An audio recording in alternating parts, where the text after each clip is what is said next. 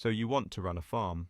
Most people think a farm is a business that owns land, and it is closer to the opposite. It is land that owns a business, and the business is there mainly to justify holding the land, to pay the interest on it, and to keep it in a condition where it can eventually be passed on. The crop is not the asset. The crop is the rent you pay to keep standing on the asset.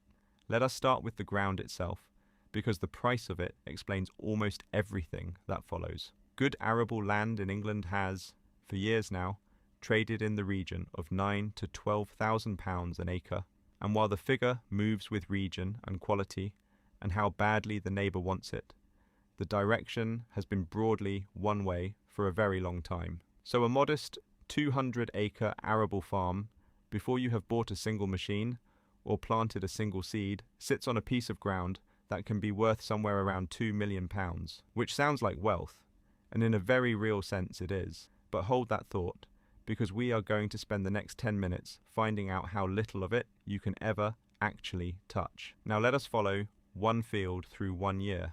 You start with the seed and then the fertilizer, which is made from natural gas and therefore priced by a global energy market that has nothing to do with you and does not know you exist. And in recent years, that price has swung violently enough to turn a planned profit into a loss between one autumn and the next. Then the sprays, the fungicides and herbicides applied on a schedule dictated by the weather rather than by your preference. Then the diesel, which you will burn in enormous quantity because ploughing, drilling, spraying, harvesting and carting are all done by machines that drink it. Then the drying, because British grain very rarely comes off the field at the moisture content a buyer will accept, so you pay to take the water out of it. Then the storage, the haulage, the agronomist, the insurance, the repairs and the labour. And at the end of all of that, the crop is sold at a price that you do not set, that nobody in this country sets, and that is determined instead on a global commodity market where the deciding factors are the size of the harvest in Russia, the rainfall in the American Midwest, the strength of the pound, and the behaviour of speculators who will never see a field. So you spend 12 months making something. You carry every risk of weather and disease and machinery failure while you make it. And then you take whatever the world happens to be paying on the week you sell. You make it. They price it. That is the crop. And across large parts of British arable farming, once you strip out the support payments and account properly for the capital tied up in the land, the return on that capital has commonly been reported at somewhere around 1%, and in poor years it has been negative. You could have left the money in almost anything else and done better without getting out of bed. Now, the machinery, which is where the numbers stop being abstract. A modern combine harvester is a piece of equipment that can cost as much as a house, with a new large machine running well into the hundreds of thousands of pounds, and a serious tractor is not far behind, and the drill and the sprayer and the trailers and the telehandler all sit behind those. So a farm of this size can easily be carrying £500,000 or more of iron in the shed, much of it financed, all of it depreciating, all of it requiring maintenance and insurance and a place to sit.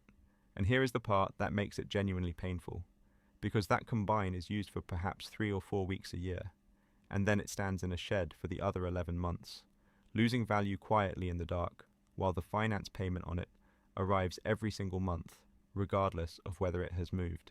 You are not running a business with high fixed costs. You are running a business where almost everything is a fixed cost, and where the one variable that actually decides your year, the weather, is the only input you have no control over whatsoever. The rain does not care what you have borrowed. So, given all of that, the obvious question is how any of these farms have stayed solvent at all. And for the last few decades, the honest answer has been the support payment. Under the old European system, and then under the basic payment scheme that followed it in England, farms received an annual payment based very largely on the number of hectares they farmed, and for a great many arable and livestock businesses, that payment was not a supplement to the profit, it was the profit. And in plenty of cases the farm made a loss on its actual farming and was carried entirely by the cheque. That system is now being dismantled. In England, direct payments have been progressively reduced and are being replaced by schemes that pay for environmental outcomes rather than simply for occupying land, and the transition has been staged over several years with the intention of ending direct payments altogether. Which means the arrangement that quietly underwrote the profitability of a large part of British farming is being withdrawn, and what replaces it pays for different things, in different amounts to different farms. The check is going. Now we can get to the reveal, and it is the reason this industry looks the way it does. If the crop returns almost nothing, and the machinery is a millstone, and the support payment is being withdrawn, then why is farmland one of the most fiercely contested assets in the country? And why has its price risen so relentlessly for so long? Because the land is not being priced as a place to grow wheat. It is being priced as a store of value, and the people bidding for it are not only farmers. They are neighbouring farms expanding, because the only way to spread that machinery cost across more acres is to farm more acres. They are buyers looking at land for what it might one day become, whether that is housing on the edge of a town, or solar, or a route for infrastructure. They are institutions and private buyers who want a hard, finite, physical asset that has historically held its value through inflation. And, significantly, they have included buyers attracted by the way agricultural land has been treated for inheritance tax through agricultural property relief, which for decades allowed qualifying farmland to be passed on with substantial relief from a tax that applies to almost everything else. That treatment has recently been the subject of major announced reform, with relief above a threshold being restricted rather than unlimited, and the detail of how it lands is precisely the sort of thing you must check for yourself and take proper advice on, rather than take from a video. But the structural point stands regardless of the current rate, and it is this. For a very long time, the return on farmland has come overwhelmingly from what the land is, rather than from what is grown on it. The wheat is the excuse. The ground is the investment, which brings us to the trap, and the trap is the whole reason farming families behave the way they do. You may be sitting on £2 million of land, and you may be earning, in a poor year, less than the man who delivers your feed. Rich on paper, paid in nothing. That is not a contradiction, it is a straightforward consequence of owning an asset that appreciates but does not distribute, because the field does not pay you a dividend, and there is only one way to convert 200 acres into money you can actually spend. You sell the land, and at that moment you stop being a farmer, and the thing your family has held for 3 generations stops existing as a farm, and the identity that came with it goes as well, which is why so many farms are held on to long past the point where the arithmetic makes sense. You cannot eat an appreciating asset. So the farm carries on, and it is often carried by things that are not farming at all. And this is worth naming plainly, because it is now the norm rather than the exception.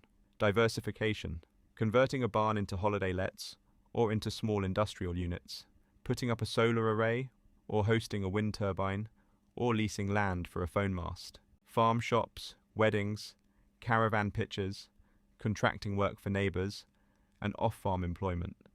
Because on a very large number of British farms, somebody in the household is earning outside the gate and quietly subsidising the whole enterprise.